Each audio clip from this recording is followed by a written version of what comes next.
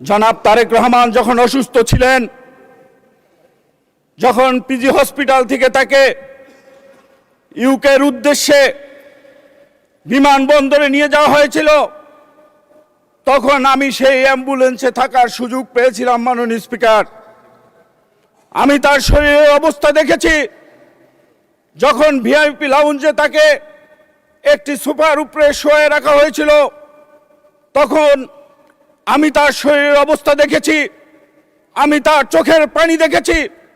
জনাব তারেক রহমান বাংলাদেশ ছেড়ে যেতে চান নাই, তাকে জোর করে বাংলাদেশ থেকে পাঠানো হয়েছিল। মাননীয় স্পিকার, বক্তব্য দেওয়ার সুযোগ করে দেওয়ার জন্য আপনাকে ধন্যবাদ। মাননীয় স্পিকার, বক্তব্য শুরুতেই আজকে শ্রদ্ধা ভরে স্মরণ করছি বহুদলীয় গণতন্ত্রের প্রবক্তা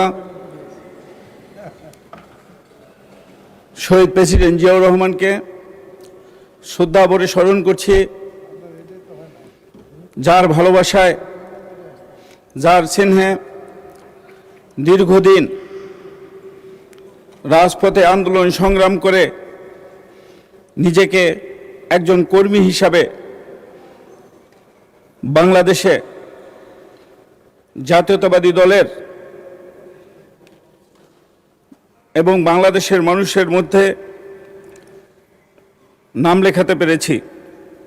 সেই আমার প্রিয় নেত্রী দেশনেত্রী বেগম খালেদা জিয়াকে। মাননীয় স্পিকার, আমি আন্তরিকভাবে ধন্যবাদ জানাই মাননীয় প্রধানমন্ত্রীকে, ধন্যবাদ জানাই মাননীয় অর্থমন্ত্রীকে।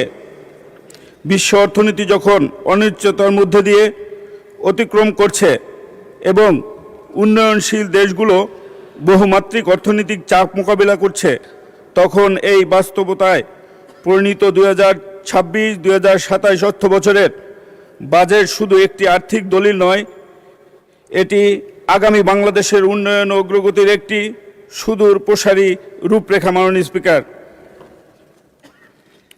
মাননীয় স্পিকার, বাংলাদেশ জাতীয়তাবাদী দলের রাষ্ট্র কাঠামো গঠনের 31 দফায় যেমন জনগণের মৌলিক অধিকার, ন্যায় বিচার ও অর্থনৈতিক মুক্তির বিষয়গুলো গুরুত্ব পেয়েছে, তেমনি এই বাজেটে সাধারণ মানুষের কল্যাণ, মৌলিক অধিকারের বিষয়গুলো প্রতিফলিত হয়েছে। মাননীয় স্পিকার, মাননীয় স্পিকার, আপনার মাধ্যমে মাননীয় প্রধানমন্ত্রীকে ধন্যবাদ জানাই। তিনি মালয়েশিয়া গিয়ে প্রথমেই কারাগারে থাকা রেমিডের যোদ্ধাদের খবর নিয়েছে এবং তাদের মুক্তি পাওয়ার জন্য সকল ব্যবস্থা তিনি করেছেন। মাননীয় স্পিকার, বিরোধী দলের একজন সম্মানিত সদস্য তার বক্তব্যে এই বাজেটকে লুটপাটের বাজেট এবং চানাচুর মার্কা বাজেট বলে আখ্যায়িত করেছেন। আমি বিনয়ের সঙ্গে বলতে চাই, এ ধরনের মন্তব্য বাস্তবতার সঙ্গে সঙ্গতিপূর্ণ নয়।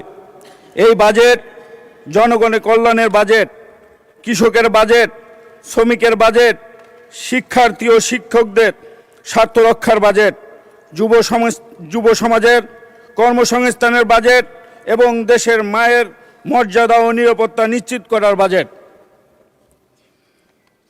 মাননীয় স্পিকার, যারা বাজেটের মৌলিক কাঠামো, লক্ষ্য ও দর্শন সম্পর্কে সম্যক ধারণা রাখেন, তারা নিশ্চিত উপলব্ধি করবেন যে এই বাজেটের মূল লক্ষ্য জনগণের জীবন মান উন্নয়ন এবং একটি টেকসই অর্থনৈতিক ভিত্তি নির্মাণ।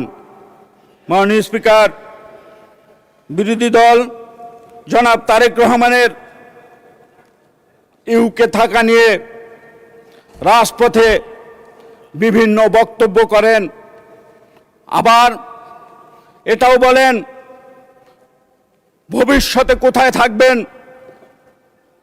সেই জায়গা ঠিক করবেন। মাননীয় স্পিকার, আমার অভিজ্ঞতা থেকে আমি বলছি, জনাব তারেক রহমান যখন অসুস্থ ছিলেন, যখন পিজি হসপিটাল থেকে তাকে ইউকের উদ্দেশ্যে বিমানবন্দরে নিয়ে যাওয়া হয়েছিল, তখন আমি সেই অ্যাম্বুলেন্সে থাকার সুযোগ পেয়েছিলাম মাননীয় স্পিকার। আমি তার শরীরের অবস্থা দেখেছি। যখন ভিআইপি লাউঞ্জে তাকে একটি সোফার উপরে শোয়ে রাখা হয়েছিল, তখন আমি তার শরীরের অবস্থা দেখেছি, আমি তার চোখের পানি দেখেছি। জনাব তারেক রহমান বাংলাদেশ ছেড়ে যেতে চান নাই, তাকে জোর করে বাংলাদেশ থেকে পাঠানো হয়েছিল মাননীয় স্পিকার। আর যারা এই জনাব তারেক রহমানের ইউকে যাওয়া নিয়ে বিভিন্নভাবে বক্তব্য করেন, আবার ভবিষ্যতে কোথায় থাকবেন সেই কথা নিয়ে যারা বক্তব্য করেন, আপনাদের কাছে বলতে চাই, তারেক রহমান এই বাংলাদেশের মাটিতে এসে পা রেখেছেন, এই বাংলাদেশের মাটি স্পর্শ করেছেন। তারেক রহমান এই বাংলাদেশের প্রধানমন্ত্রী হয়েছেন বাংলাদেশের মানুষের ভালোবাসায়। তিনি বাংলাদেশেই থাকবেন, তিনি বাংলাদেশেই মৃত্যুবরণ করবেন। তিনি খালেদা জিয়ার সন্তান, যিনি শহীদ প্রেসিডেন্ট জিয়াউর রহমানের সন্তান। মাননীয় স্পিকার,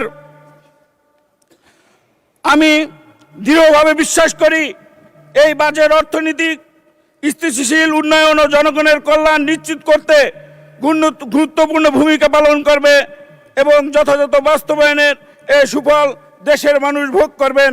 মাননীয় স্পিকার, এই বাজেটে জুলাই আন্দোলনের